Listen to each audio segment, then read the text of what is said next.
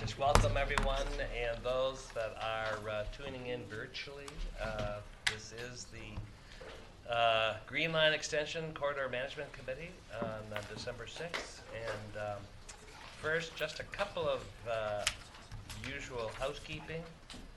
There is a mic around the table.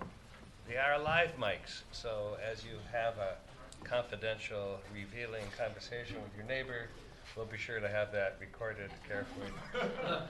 For those members of the public that are watching, and if you have any questions or comments you'd like the CNC to consider, please email David Davies. That's david.davies@metrotransit, one word, metrotransit.org, and until Friday the 15th, we'll make sure that it's part of the record and part of the minutes.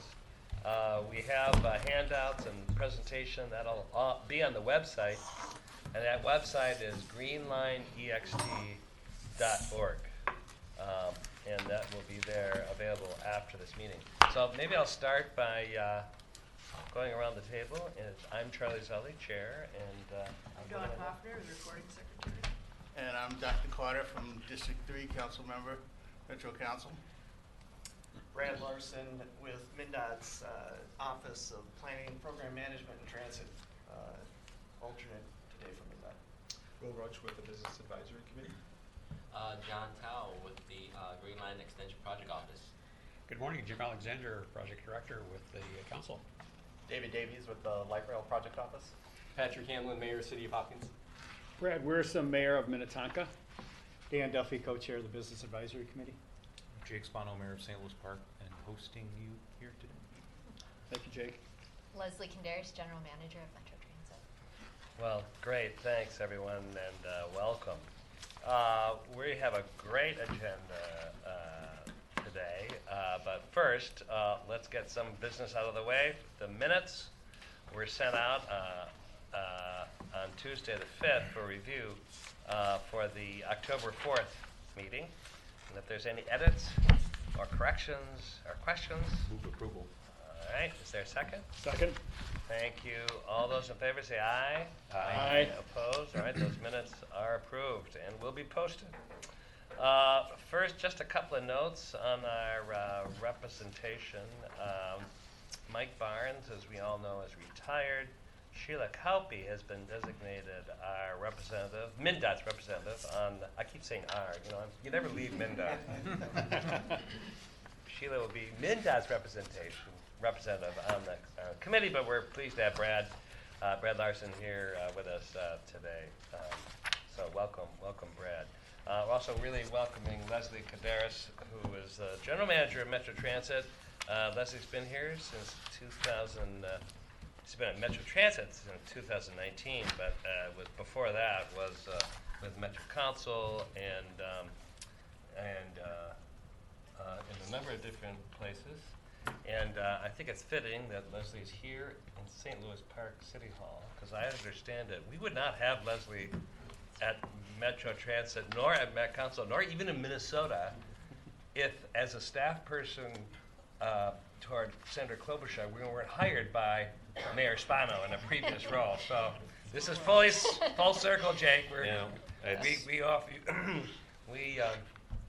really owe you a debt of gratitude. And speaking of which, we want to really recognize Jake after many years of service, not only as mayor, but on this particular project, this little train project that we've had for how many decades. And I know it spans a number of different careers, but your career and your influence has been so remarkable and so helpful and so steadfast. And I think especially when you think through the days of freight relocations and the alignment issues, and then it kind of keeps going, and you have never wavered in your commitment to keep this line going. So. And you're such a great landlord for our CMC meetings as well, I have to say. So the rent price is right. And the price is right, as I said. So we have something on behalf of the committee that we'd like to present to you. This is all the designs and stations for the St. Louis Park. Stations for the Green Line. We want you to take that with you. Oh, thank you. Welcome, and thank you, Jim, Absolutely, so much. thank you. I appreciate that. That's so kind. So you have to smile for a picture.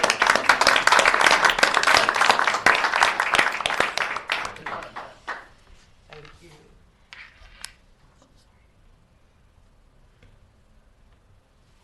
You have to pass that around because it really is beautiful It is designs cool. and it shows what we've got. But honestly, Jake, Mayor, the Green Line wouldn't be what it is without your system. So, Well, thank you. Thank you, Charlie. I appreciate that. And I was really, really excited to see Leslie join your team. Definitely, she brings a lot more value to the table than I do. But it's been a tremendous experience. It's had a lot of ups and it's had a lot of downs. And I don't think, for whatever contributions I may have had, as I was sort of thinking about this morning, and I'm doing a lot of this as I'm sort of having last, right? These sort of final meetings and things. I think a lot about Peter McLaughlin. I think a lot about Nancy Tyler Lukens, right? Who, by the way, like when this project probably was at least what I perceived to be its gravest, when we had that massive, when the preliminary engineering came in, and we were way over budget. I thought it took a lot of guts for Nancy, as the mayor of Eden Prairie, to sort of say like, well, we'll cut the line short and see if we can add it later, and be an advocate for the line in spite of that, right? And so we were really fortunate that people like her and Molly Cummings and Terry Schneider and Aline Shermoff, your predecessor, and others before you. And I think the last person I should probably recognize, her photograph is on the back of this wall when you leave here. Her name is Phyllis McQuaid. Phyllis was the mayor of St. Louis Park when we had our very first meeting about trains returning, I should say, not coming to, but returning to St. Louis Park. And when we had our groundbreaking back in 2018, I invited her to be there. And she showed up with the meeting minutes from the very first meeting in 1979. And I promised her that I would be the last mayor to work on light rail in St. Louis Park. And so there's, I guess, a Missed it by- You got close. I did. But I appreciate all of you, and I sorry for going on, but I appreciate all of you and the relationships I'll miss. So hopefully we get to stay in touch, but it's been a tremendous honor. And I think maybe the last thing I'll say is that all of us, I won't speak for all of us, I'll speak for myself. I know that for me, one of the things that's important is that there's work that we do, that there are generations of people who are not yet born who benefit from that work. And they will not know who Charlie Zelli is, and they will not know who, Jim Alexander is, and they sure as hell won't know who Jake Spano is. But my hope is that 50, 60, 70 years from now, they say to themselves, I don't know what my community would be like without this. And it has been a mantra of every single member of this corridor management committee, and we've agreed and disagreed, and that's good. That's okay. That's our job. But it has always been to keep our eyes on that long-term goal, which was that sort of transformational change in our region that safe, reliable, and affordable transit can bring to our community. So I'm proud to have been a small part of that, and I look forward to great days, and hopefully I'll get invited to the ribbon cutting. That's my only request. I just want to be at We know how to find you. I've got my Metro card. Leslie knows. I used it the other night when we were riding on the bus together. So appreciate it. Thank you, Charlie. Thanks, Mayor. Well, let's turn to our general manager. I have to say we are so fortunate to have Leslie as the general manager, and we talk about mega projects, we talk about building them, but actually it's all about operating them. And I would say Metro Transit has been in the news, not just for the projects, but for the operations, safety. We've talked a lot here. We've had the chief, we've had others, but there's issues, and I think Leslie has really faced them both as chief of staff and then now as general manager. And so it's just nice to hear from you and be answer some questions. Also, I will say that as we march forward, Leslie has just a great team that you're building, and you might want to talk just about your organization. But welcome, Leslie. Oh, thanks. Yeah. Very good. Well, thank you, Chair Zelli. Good morning. As the chair mentioned, my name's Leslie Kinderis. I'm the general manager at Metro Transit. I became general manager in late July of this year. So Not brand new to the council or to Metro Transit, but very new to this role. So I just appreciate the opportunity to be here today and visit with you. And I thought I'd provide a few updates from Metro Transit, but certainly would take questions and just open for conversation as you have time and interest in doing so today. So we're in December. We're looking back at kind of what we've accomplished in 23, looking ahead to 24 and beyond. And overall, we're seeing some positive momentum on several fronts. So on ridership, as you likely know, during the pandemic, we saw a pretty significant drop in transit ridership, but the good news is we continue to see ridership increasing. So 2023 over 2022, we've increased ridership by about 15%.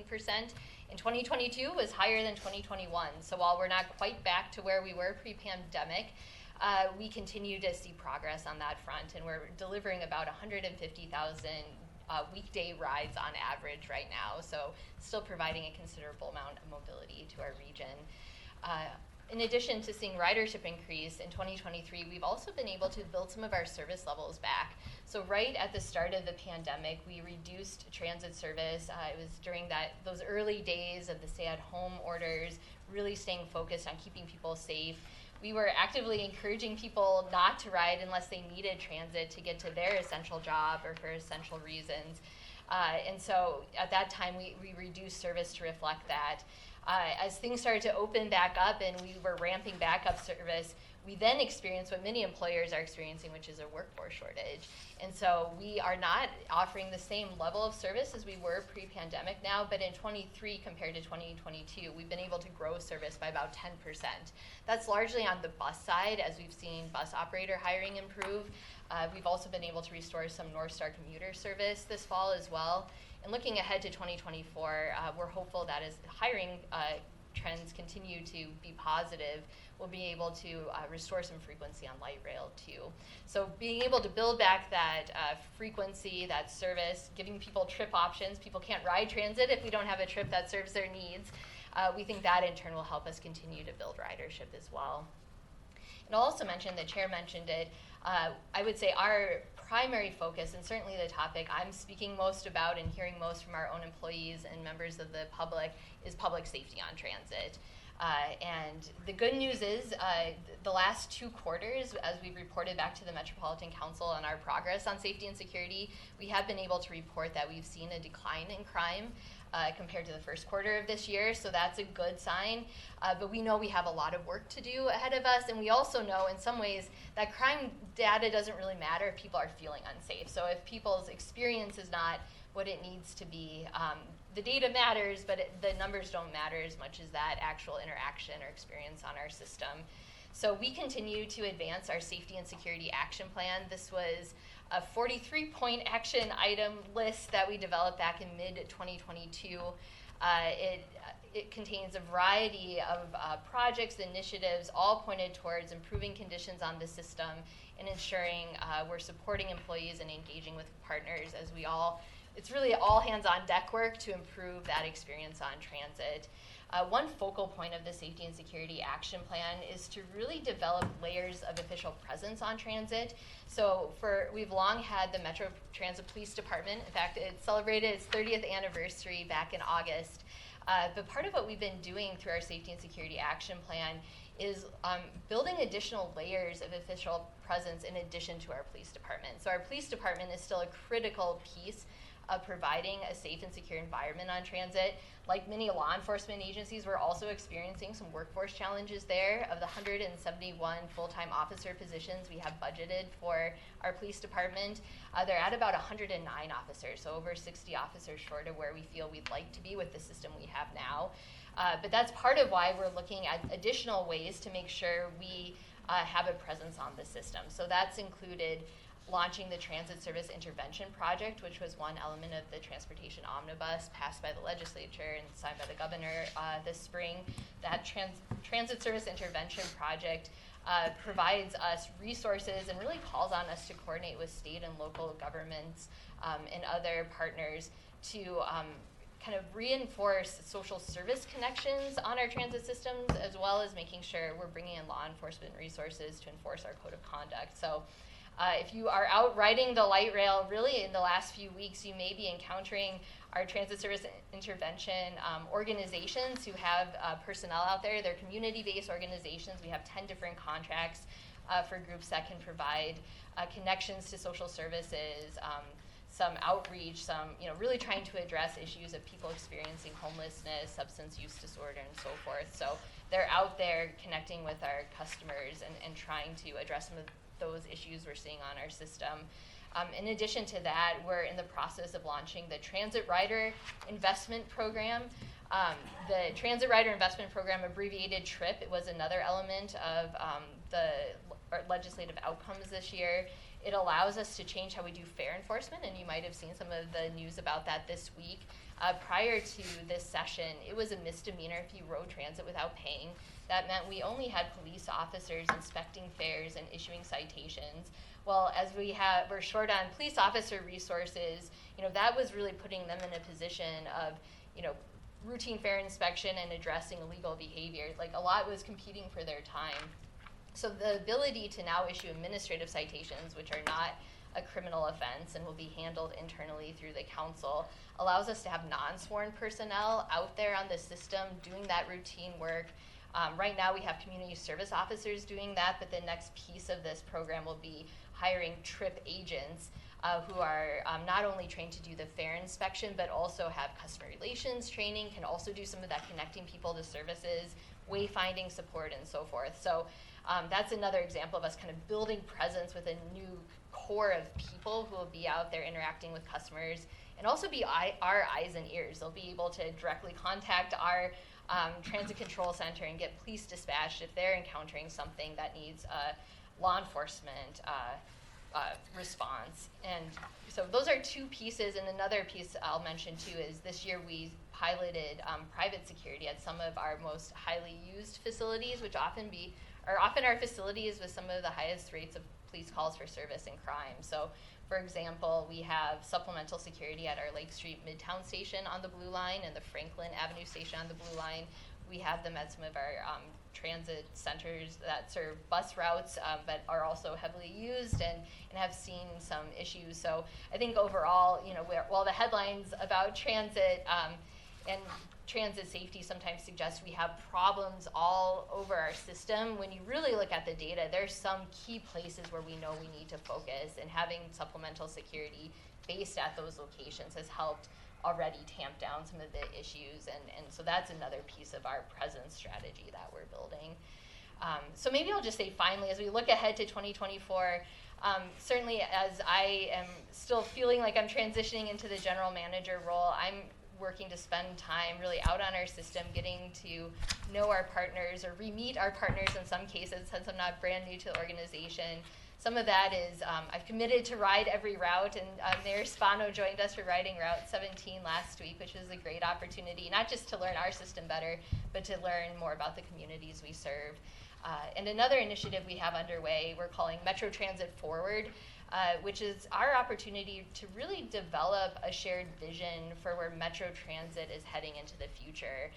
There's a lot of change. I talked about some of the disruption that happened during COVID, and certainly travel behavior has still changed and isn't what it was pre-pandemic. So really understanding that, we already have a project underway called Network Now to help us understand people's travel needs and interests, and as we have more operator and other workforce resources to put towards expanding service, how do we prioritize that? So that work's underway and will be folded into this broader visioning effort.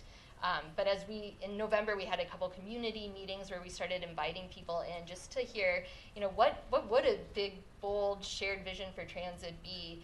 And not surprisingly, the themes really are a safe system, a clean system, a reliable system, and a system that offers more options. And so I think as we head into 24, really developing that framework and continuing to invite in our customers, communities we serve, that's really going to be our focal point. So I feel like I'm talking a lot, so I'll just conclude by saying, again, thank you for having me here today.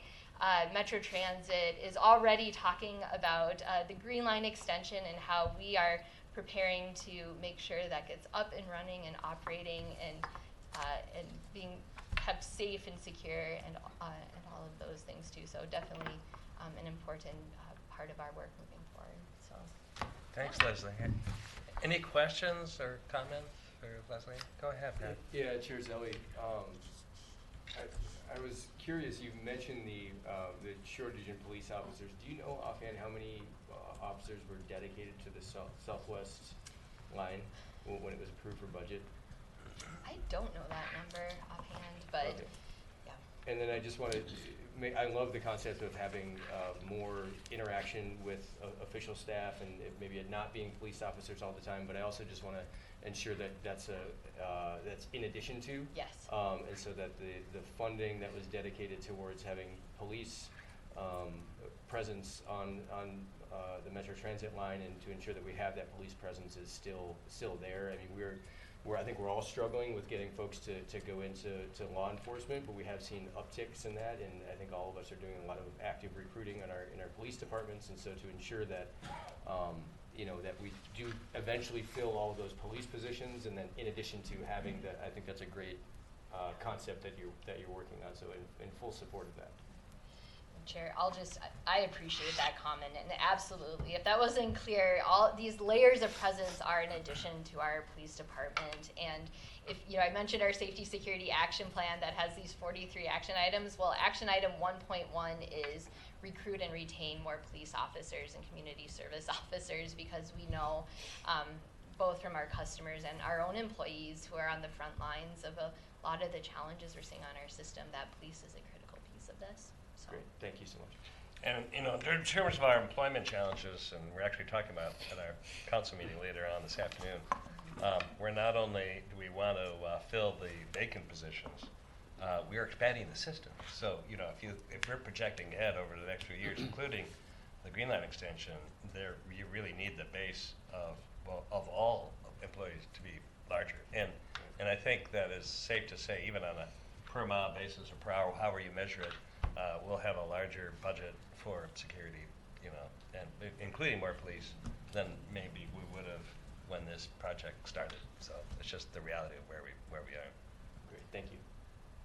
Yeah, Brett. Chair, I just a couple of comments. We talked to you earlier in the week, and we were talking about safety on the line and on transit in general, and I really appreciate the comments that were just made here.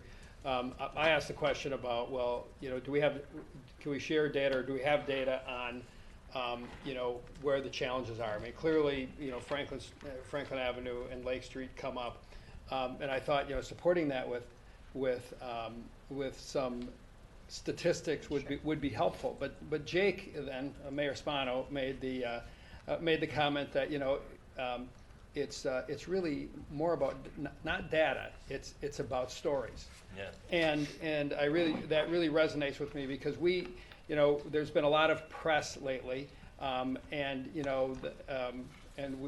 owe a lot to our press, but we also know that things get blown out of proportion, or if there's a problem in one place but it's on the line, then it extends to the whole line, and these whole safety perceptions.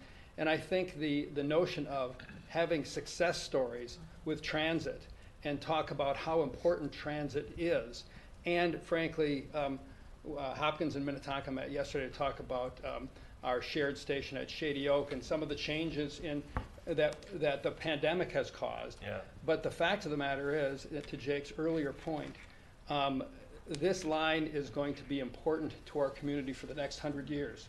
And there's going to be a lot of change in the next 100 years, but this line is going to be there, and it's going to be important. But I think if we can humanize the things that we're doing and have stories of real people and how they experience transit and how it affects their lives, I think that can really strengthen our position. So just a comment. Yeah, great comment, and we've been thinking about that since we talked about it a few days ago, Mayor. And I also, Leslie and I were talking 3 days ago, that wouldn't it be nice to take a picture of our new service officers actually checking somebody's fare, not just a picture of them, Right. but I have a picture of them actually doing it. A picture tells 1,000 words. Well, and then above the fold yesterday, there's a picture doing exactly Right. that. And I was like, wow, you are fast, Leslie. She goes, well, we had nothing to do with it, just lucky. But Sometimes we're lucky. Star Tribune Sometimes- did it, but you know what, but to your point, Yeah. we need to get the message out. It's like, actually, people welcome the Yeah. fact that we're checking fares. It's remarkable. And let's get the message out there. And I will say, just pardon my, one addition, at our council meeting on Monday, in my reports from city manager and council members, I did celebrate the fact that Yeah. the fare checking was starting on the transit line that day, and I think it's really important. It's a really important message. The only little quick piece I want to add to that, as Mayor Wurzum and mentioned, Hopkins and Minnetonka collaborating over their shared station. Like there's a culture, right, in our region of collaboration between cities. We do stuff together all the time. We're overlapping. We're constantly working together. And so one of the things that I brought up with the general manager on our ride the other night is making sure that as we get closer to the Green Line opening up, that we start now building clearer and deeper relationships between your police department and staff and ours, so that there's real clarity around mission and purpose and roles, and we've got good integration and support, because we'll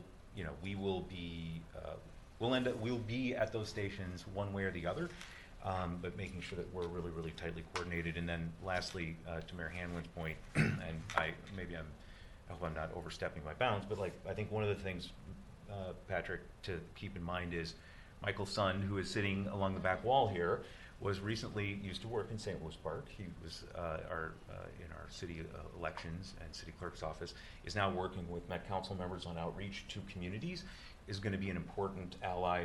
Michael's great. We're sorry to see him go, but we're really, really happy he's in this role. And yes, if the theme is I'm trying to, like, for whatever purpose or possibility that, again, I'm trying to have people in Mecca, yes, I am totally, We know you, Jake. Michael went after this on his own. I'm really proud of him. He's done great work, and he's going to do even better work for the region, so I'm excited about that. But he'll be an important. Great suggestion, thank you. Yeah. We're delighted that Michael's with us, and one of his first assignments was to come to St. Louis Park City Hall, so keeping it connected. Key card probably still works, doesn't it? Any other comments or questions for Leslie? Anyway, well, thanks, Leslie. I really appreciate it. And we have a project update. We have more than pictures, explanations once again. And joining Jim is David Davies, who's our manager of outreach. Take it away, Jim. David. All right, thank you, Chair. So we have kind of the season-ending photo montage here for project update for you today.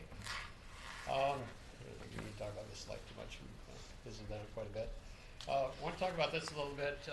We are busy in the project office getting ready for our risk workshop with our FDA friends next week. We've been talking about this for several months, that this really kind of sets the stage to get to establish a revised budget and schedule. I'll tell you, we're looking at 2027 for revenue service.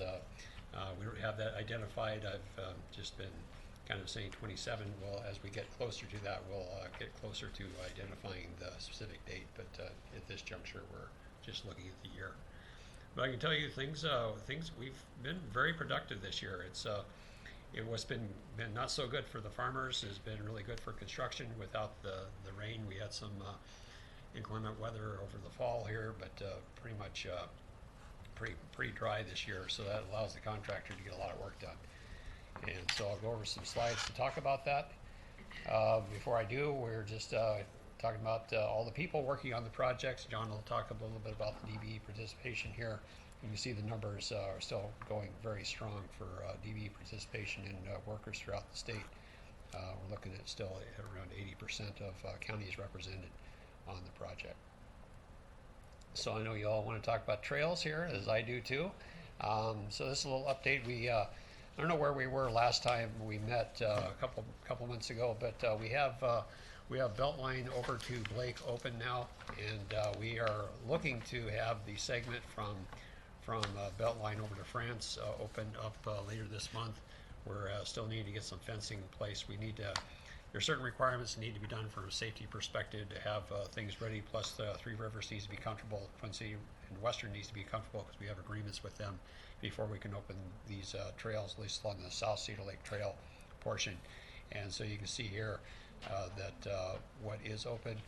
I was hoping to get the South Cedar Lake Trail from Blake over to Excelsior open, but we had a change order we had to put in place there that kind of delayed things. That work is done now, but just due to the winter coming, we're not going to be able to get that open this year.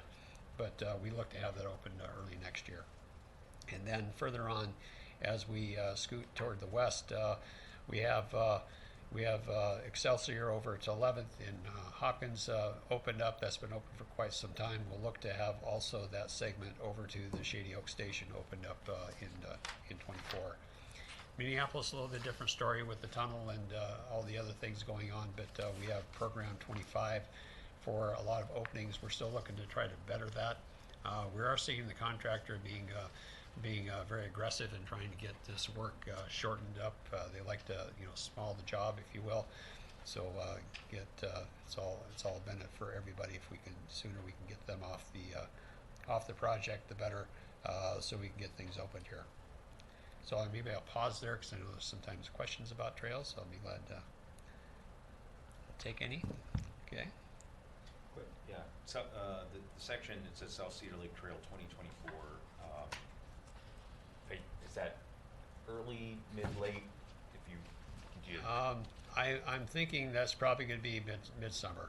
Okay. Probably that's around the time that's going to be ready to go. And then what about that last section, the Minnesota River Bluffs Trail? Similar, kind of looking. Yeah, I'm getting the nod from my Mid-late, director of like construction. summer, fall yeah, kind of midsummer. Yeah.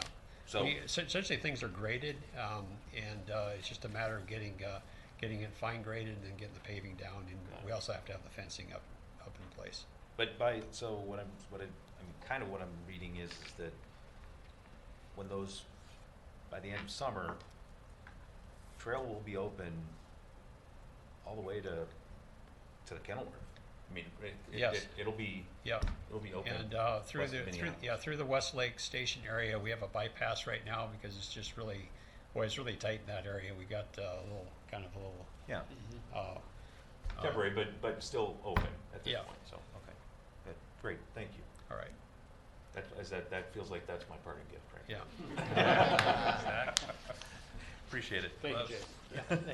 Chair Zoe, Jim, I usually have questions and I don't.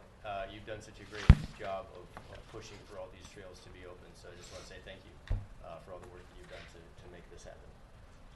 Thank you. All right, so let's move into another area that I really want to.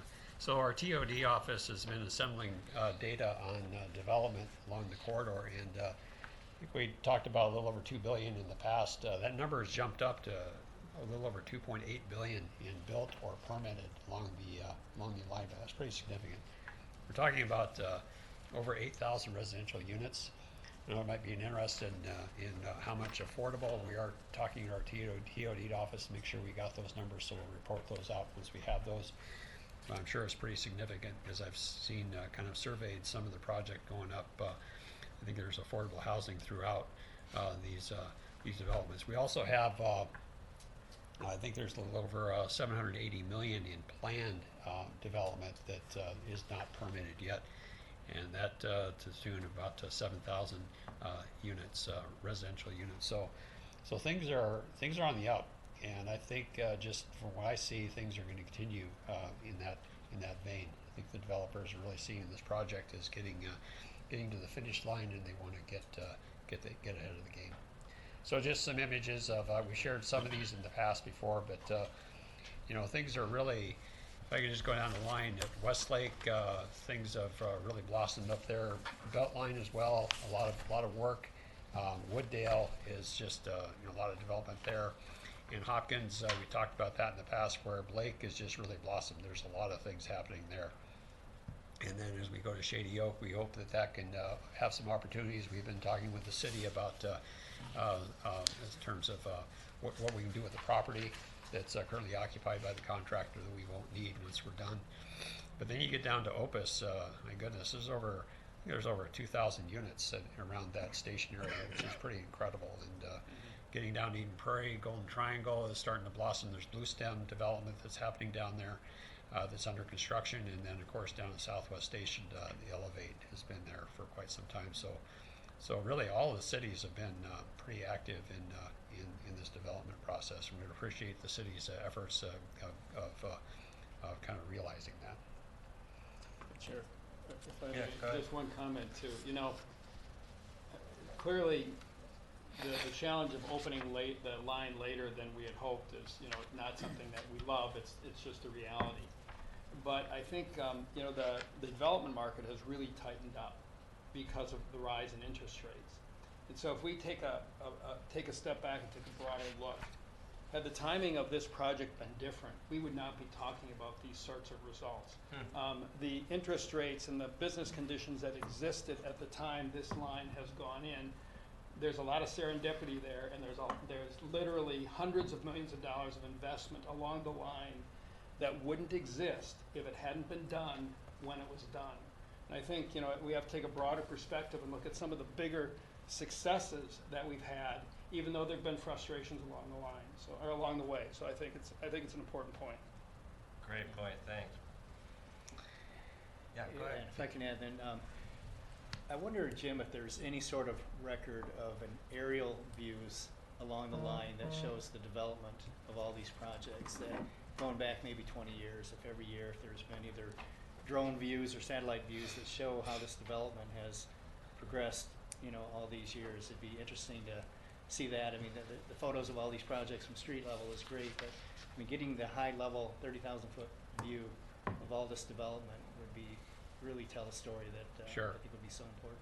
Well, maybe a little bird might have something on YouTube at some point for aerial. I don't know about the history in terms of getting that. I know we have some images early on when we started embarking on the project. We can take a look at that and see if we can kind of put together something that kind of shows historically. Yeah, I think showing the contrast would really be a great story. Yeah.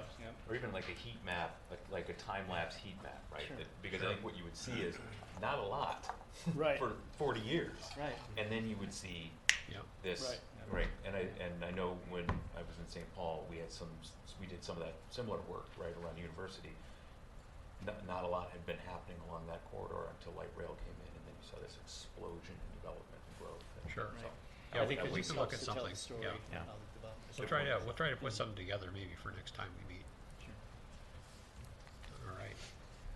Okay, just getting on to progress. This is kind of one of my money shots that I took back when we were in warm weather down Southwest Station. This That is looks like a pretty swish resort. So. This is there's no spa involved here, but this is really our most western bridge. You can see off in the distance. This is the bus bridge. This is where Southwest Transit brings their buses into the station. We're pretty much done with this station now. I have some other images here. We're really kind of substantially complete. These are some entrance points to the parking ramp, the 450 stall ramp that we've built. That adjoins the existing ramp out there at Southwest Campus.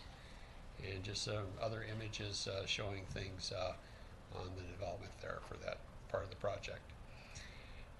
Not really a lot new to show all the way up to as we get into the Minnetonka-Hopkins Bridge, just short of Shady Oak Station. This is a new pond that we put in place. This was a consolidated pond that we had talked about, Mayor, back in the past to really kind of enhance the development at the north end of this whole area here. 5th Street South, Catel Drive. This is the crossing eventually for the roadway crossing. We do have that closed down for the season here, and we look to have that opened up next year. But things are really progressing there. And then some work for us. We're gonna punch through 17th Avenue down to Shady Oak Station from Excelsior. That'll meet up with 5th and Catel, and so that'll be a new intersection with the trail coming in there as well. And we'll have the paved trail from 17th over to 11th, as we talked about in 24. Shady Oak Station's coming along. Just some track work just east of the station there. And continuing on in Hopkins, we have the Excelsior LRT Bridge, which is really coming along. Since we have track placed now, we're just in punch list mode for cleaning up some items along the way there. And then Blake Road Station Park and Ride is starting to get finished up here. We got about, I think, 89 stalls at this location. Here's a snapshot of just short of the bridges over the Creek as we get into St. Louis Park. So you can see Ped Bridge, and there's our freight bridge next to that, and LRT Bridge on the other side on the right. Louisiana Station is starting to come together. This is kind of one of the park and ride areas in front of the station there. One of the things we're going to do, and for the display for Miraspano, those are wickets that we call these vertical elements, and we're going to try and see if we can figure out how to capture those by photo image. They're really good. They're And, very cool. We invited all the cities to weigh in on their respective cities as far as what these look like. This was a kind of a transplant from when we were originally looking at public art. So we don't call this art, we call it wickets. But I think some of these really turned out pretty nice. Just more work around Louisiana Station. You can see the track in place as we proceed under the southerly connector, that freight rail connection up to the M&S line. And pedestrian crossing here, just showing what that's going to look like. And make our way into Minneapolis, Westlake Street. This is where really the bulk of the work. So I would say that we have LRT track now essentially completed from Southwest Station all the way up to roughly about France Avenue in Minneapolis, but St. Louis Park borderline there. So that's pretty significant. Our systems contractor is going to be pretty busy getting the systems elements filled out through that area, and we're still looking at hopefully in 25 transporting some trains out there to do some testing. So vertical circulations, we have different elevations here to get up to the Westlake Street Bridge. We have on the west side and on the east side as well. See a lot of work going on these two elements here. And then we get onto the tunnel. So this is the west end of the Kenilworth Tunnel. You can see the Sika buildings off to the side there, the ramp in the foreground, in the 10-story condominium in the background there. And kind of down in the middle there, you can see a vertical element, yellow. That's called the teledipper that I'll get to here. You can see on the left, that's the kind of the clamshell that digs down below the groundwater as we get to the groundwater. You may recall that in this area in particular, we're about 40 feet down in excavation, and 20 feet of that is in the groundwater. And overall, we have in this image, you see the secant piles off to the left, and steel sheets are on the other side. We had some issues over the past several weeks with some splits in the sheets to set us back a little bit. And so we have this friendly diver here on the right that goes down and inspects underwater. And when they find a gap with those sheets, which we had encountered, this individual will be welding plates over that gap. And we had some particular challenges with one that was spread a little bit too far that we were comfortable with, and so we had to take extra precautions with the railroad to make sure we got that sealed up. We now have it sealed up, but that really set us back. We lost about 6 weeks with that. So I guess my point is that, as I'm going to tell you, that we're pretty far along in the tunnel right now. Overall, with the structure, we're probably around upper 60% done of the tunnel overall, but we're in the hardest part right now because we're right next to the big 10-story building. Freight rail is right next to us, and we just have to make sure we're progressing in a matter we're not impacting any of the freight work or the buildings next to us. All right, just some images of above the tunnel. So we construct this in cells. There's essentially cofferdam cells I talked about. There's 30 of them, and we have 17 that are completed with structure thus far, and about maybe 12 or so that have been backfilled. And so you see a couple here. The contractors have been busy cutting off the sheet piles so they're not sticking up out of the ground. Eventually, we'll have trail on top of this area where we're looking at that black label there. And just some more images of the tunnel structure at the eastern end with the roof there, and just folks doing their business, getting the roof slab ready to go, and floor here. And here's an interior shot of what things kind of not so finished, but getting finished, where the workers are kind of grinding out some irregularities in the concrete and getting that ready to go. But so we are progressing in good fashion, but still emphasize that we have a long ways to go. And as we're progressing, we're going to see that feels like sometimes maybe watching paint dry, but you know, things are progressing. It's just this is gonna take some time to get that western end of the tunnel done. We're still looking at having that done in 25. We'll have a better feel after we go through 24. 23 was a very good year for us in terms of getting things progressed, and if we have the same production, we should be pretty good to get that tunnel wrapped up in 25.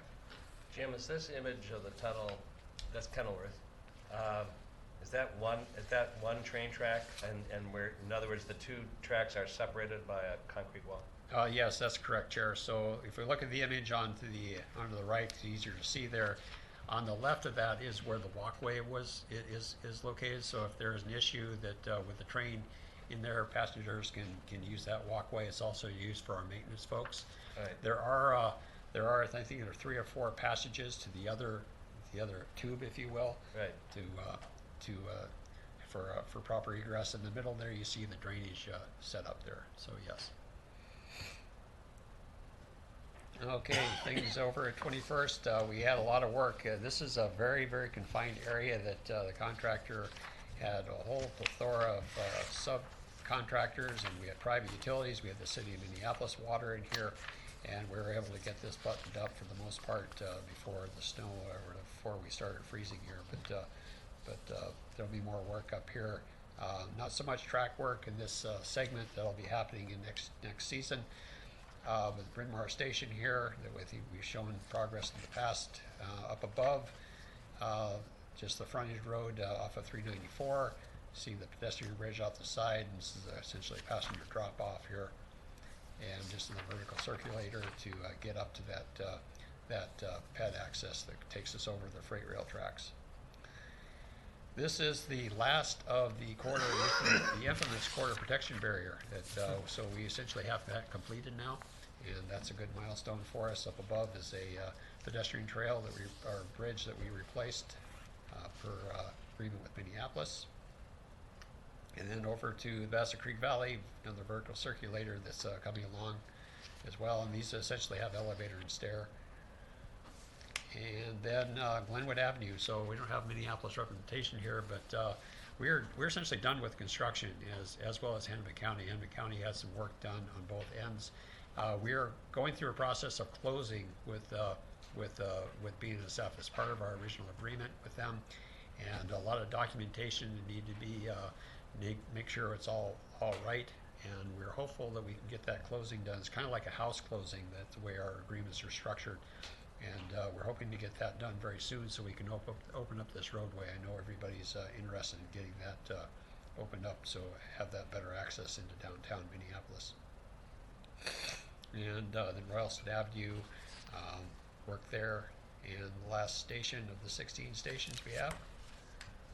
And then the last bridge that leads us into the main line here. So that all our bridge structures are essentially complete now, and in terms of the structure itself, there's still work to be done with some of the track work, and particularly on this bridge. On systems, just a couple of photos. Just things are really progressing. The systems contractor had a good year as well. You can see some work here at Southwest Station, and doing some work on signaling. And then we have some security equipment going on in the stations. That'll be at all the stations we have. It's just an example here. And so we have OCS wired, the overhead catenary system. The wiring is all installed from Southwest Station up to City West.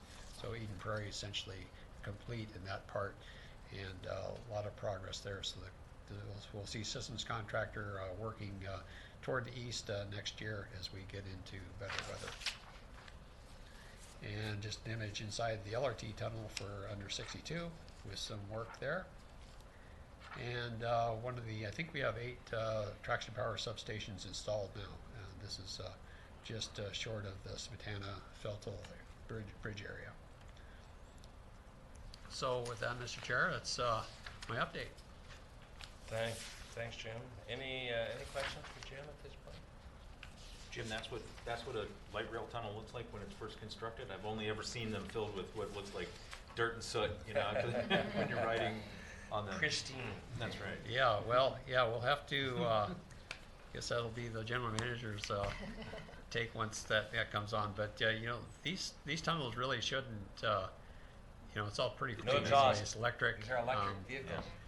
It's not going to be New York City, I don't think. All right, hand it over to David. All right, welcome, David. All right, thanks, folks. Good morning, everybody. Just a very brief public involvement update. We are continuing tours and events as needed. Over the last couple of months, we've been able to host a couple groups out in the corridor, actually out at the City West Station, and being able to view the 62 tunnel with the University of St. Thomas. Some students there from the school being able to come out and check out the construction, and we're able to bring out construction staff and safety staff and design staff all to kind of talk about the holistic process of the project and not just kind of where we are today. So it's really beneficial for student groups when we get that out there. Also just bringing out, taking the opportunity to bring out neighborhood groups like the Bryn Mawr neighborhood was interested in getting a tour for their residents. So getting folks out to the Bryn Mawr station, that's just one specific example of community members starting to get an understanding of like what's in their backyard, right? So we're going to keep doing that from into 24 and on into opening day, connecting people to these now things that are now looking very finished, right, along a lot of the route. Our messaging starts to shift from what's being constructed to how they're going to use it. You will keep hearing me say that at future meetings, and I will certainly be talking about that more early next year as we talk about our strategies for engaging the public, you know, in 24. But just that's the preview. Is our story starts to shift a little bit from how we're building this thing to how people are going to interact with it once it's open. We're also, of course, continuing our coordination with private property owners. There's still a lot of work going on in people's backyards, and as we finalize work, kind of like punching that work and restoring areas, you know, with some of the temporary easements that we've had on people's property. So a lot of that kind of like more focused work that's going on as well. I'll take any questions that folks have. Any questions? Thank you. Thank you. All right, thanks, David. We'll continue to have more. Those tours really make a difference. Yeah, Let we'll be out and about certainly next year. All right, now we're gonna hear about our DBE workforce update. John Tao. Thank John. you. All right. So, not too much, you know, change from last time. Just continuing on with the good participation by small businesses and measuring dollars being paid out to small businesses, and it's a very healthy 22.3% overall for the construction contracts. That definitely is a good sign because those are dollars actually going back to businesses to help them grow and pay their workers. And then the overall participation for workforce, these are numbers that have been reviewed by the Department of Human Rights, and you know it's important for these numbers because these are actually dollars that are going back to the community in the form of wages by the workers, and then they're also gaining experience. So the civil contract is the largest and has had is the biggest contributor to the workforce goals to date. And the system contractor this year, as Jim shared, has been a busy year for them, so they are continuing to ramp up and you know, continue on with their scope of work, and their participation is also growing. One thing I would like to highlight is their women participation is higher than the civil contractor, so I you know, hope that continues on so that we can get closer to that 20% goal for women participation in the trades, because I think that's one of the other things that is a large piece for our region, is building our region's capacity to meet these goals and to take on these large construction projects. And then we also did some work at looking at the certified payroll and to look at what's been done to date. So we took a look at the construction trades to date, and the 3 construction trades that have had the most hours, laborers, power equipment operators, and carpenters. We're gonna dive into them and look at their demographics and see how they participated in achieving those numbers that we have. And then we're also gonna take a look at the timeline about the 6 top trades that have been participating and how they've kind of went up and down, the peaks and the dips as we've encountered them through the years. And as you can see here, as normal with the construction season going up and down, the winter time going down, but what's important is that the project in itself did not stop. Even in the winter time, we kept on working, and that's really good for us to be able to make progress. And you can see the biggest peaks by the laborers, power equipment operators, and carpenters. So we're going to dive a little bit into them. John, can I just ask a quick question on that? Yeah. The power equipment operators and pile drivers, are they 49ers? Is that both 49er groups? So do you have something that's broken down by union groups? Because in that case, like the 49ers look like they're doing getting the biggest chunk of work. Which I'm not saying that's anything right or wrong about it. I'm just curious if you have a breakdown by union group. Yeah, Some yeah. of these look pretty straightforward, but I wonder if there's overlap. Yeah, we can break that down. I think the power equipment operators, it covers the 49ers. So a lot of the power equipment operators are 49ers. Right. Yeah. So that's just the power equipment operator label is just how they're labeled in the workforce tracking software that we have.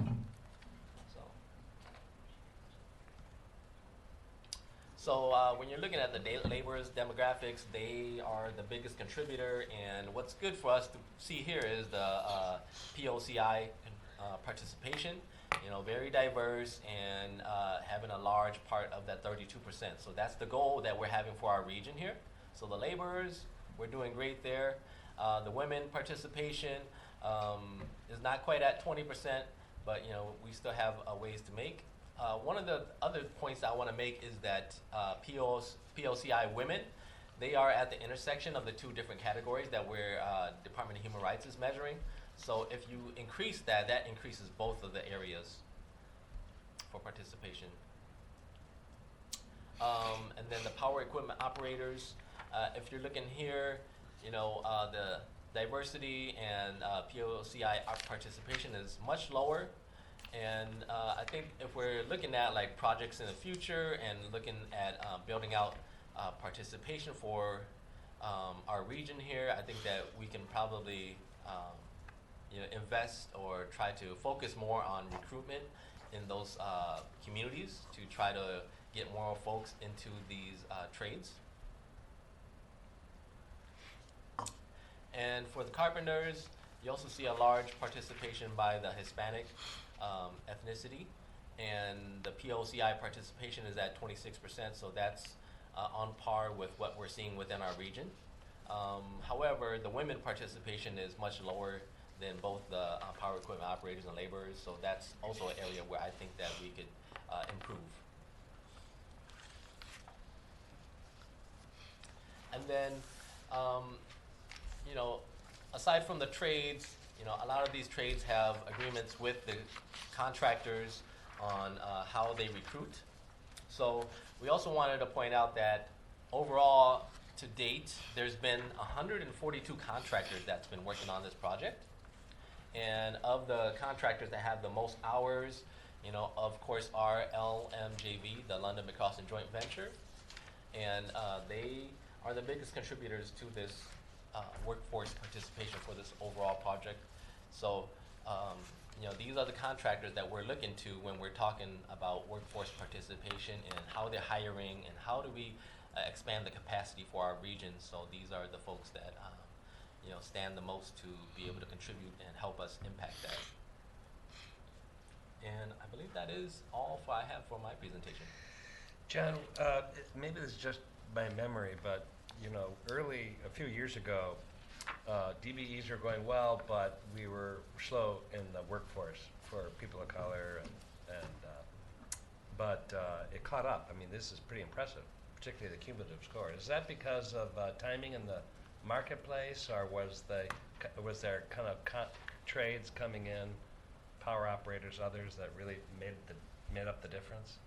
Yeah, I think it's the scopes of work that started coming online, and then the different work that's coming in, and then some of the small businesses too they had different parts in the project that they had to work on that was later on in the timeline. So when they started coming in, they brought some of the workforce in that helped increase the numbers too. So yeah, it's a part of the project that ramps up and then slows down. So that's Right. kind of what it was. Okay. Any questions, Jake? And then Brad. John, on slide 55, and then sort of as it flows into 56, 57, et cetera. So the 15% goal and then DB percentage to date is 22.3. And then when we look at the hours worked though by folks that represent black and brown folks and women, the number of hours are below goals. So I just want to make sure I'm interpreting this. My reading of this is, in terms of the DBE achievement, 15% of the contracts are going to DBE-owned businesses. They may not necessarily employ staff that represent that community, and that's why we see the hours difference. The hours are lower even though the goal, the contract is higher, right? Would you say I'm reading that correctly, or am I? Yep, Mr. Chair. So the DBE and the workforce are two completely separate things that are being measured differently. Yep. So yeah, DBE is the small businesses, women and POCI owned, and they're measured by dollars paid out. So that's the contracting piece of it. Workforce is strictly just the numbers of hours that's been worked by the construction trades. So yeah, it is different, and the goals are different too in how they are set up. Thank you. Great, thanks. Mayor, we're Chair, John, Chair, thank you. John, just a quick question regarding, as we look at recruiting people into some of these professions where the BIPOC population is underrepresented, do we change our recruiting tactics? And the reason I ask that question is I've got a person of color on my council, and she's done a really good job of telling us that we need to change our approach to recruiting. If we want more diverse boards and commissions, we need to change our recruiting tactics. We use the usual, we use our website, we use this, we have our kind of standard business model. And her recommendation is, no, if you want to get a more diverse population, we need to put signs up on bulletin boards in apartment buildings and go to places where the people we need to recruit are. And so I think, I really learned a lot in that. I think we as a city are doing a better job. And I'm wondering if we change our recruiting tactics when we recognize that we have a shortage in certain professions and certain groups. Maybe we need to fish where the fish are, and maybe we take a traditional look. And I'm not accusing anything, I'm just saying I learned a lot from listening to that individual. And I'm wondering if we are thinking about recruiting different, if we want to get different results, we have to do things differently. And I'm just wondering if we're doing those sorts of things. Yeah, Mr. Chair. Yeah, I would agree that you have to go to the people. And for a lot of my experience in workforce is that working with these community-based organizations who have a direct relationship with folks is one of the great things. They have funding and support services that can help somebody step into the field, and when things are kind of rough, they have somebody that can help them hold the hand through it or help coach them through some of these things as the challenges may come and arise. I think also too is the employers. The employers, they do the hiring, they do the paying of the wages and assigning of who gets laid off and who gets retained. So that's another component of that too, because we can get folks into these trades, but when they aren't retained, then they can't build up that experience to be able to work the next year and to be able to show to their family that this is a great opportunity to be in. So we have to also work with contractors to say, hey, you know, you need to diversify your workforce. Thank you. Yeah, Mayor. Chair, John, and maybe I'll change hats for a little bit here. I work at the City of Minneapolis as well. Are you working with the folks at the City of Minneapolis Community Planning and Economic Development there? You know, as we look at, we have huge climate investments going on. We're doing a lot of collaboration with the trades right now. And if you look at around the region, around the state, we're at historic lows in terms of unemployment rates in the entire region, North Dakota, South Dakota, Iowa, Wisconsin, everywhere. And so it's really tough to find workers from anywhere, as you well know. But if you look at environmental justice areas, you know, in Minneapolis and North Minneapolis, South Minneapolis, those unemployment rates are double. And there's a lot of underemployment, and so there's a huge push right now, as you just mentioned, working with our community partners. So is there efforts working with some of our folks in Minneapolis and community planning, economic development, and St. Paul, and some of the areas where unemployment rates are still high? Yeah, I would say that we're coordinating with Hennepin County right now. So, you know, one of the projects that's coming up is the Blue Line Extension project. So we're looking into that, and we're, you know, trying to put the pieces, set the foundation in place for folks in North Minneapolis and other parts of Minneapolis to how do we get them onboarded onto these type of careers. In addition, I know that our systems contractor is working partnering with Summit Academy. Yeah, great. Yep, to do various trainings about safety, and then also some job interview preparation, as they are the system contractor and they have the experience and the folks that can help them with those interviews. And then also our civil contractor, LMJV, they are doing a lot of outreach work to build connections. There's some programs within the state and reaching out into the high schools. So they're doing some hands-on events for these high school kids to come in and have actual conversations with people who are out in the field, and then to also be able to see these jobs pay a lot of money. You know, they have great benefits. This is a way for you to be able to advance in your career without going to college. You know, you get paid to learn while you're still working too. So trying to let folks know that this is another option if you don't want to go to college. If you're not really into writing papers and taking a lot of tests, that this is something that you can actually learn hands-on. Great, thank you. And John, this is great to get your report, but this is a good conversation because I don't think we've really focused on, okay, how do you, what is our strategy, what is our plan? And mention your advisory committee, because that's a regular kind of forum for this conversation. Yeah. So every month we have a DBE and Workforce Advisory Committee. So we've been doing that for the Green Line Extension Project since about 2019. And we've been reviewing a lot of these numbers that I'm sharing here, and then also engaged is Goodwill Easter Seals. We have Hire Minnesota, and a lot of other community-based organizations. We also have the construction trades there. And what we want to do is bring folks together to look at, you know, the situation, you know, what are we achieving? Are we encountering any problems? How can we collaboratively find solutions to help, you know, move the needle and help build capacity in our region? Great, thanks. Thank you, Chair. Any other questions for John? Well, thanks, John. That's really, really great report. That's our substance of the meeting today. We have next meeting is February 7th, Wednesday. And at that meeting, we'll actually have a chance to talk about our 2024 schedule.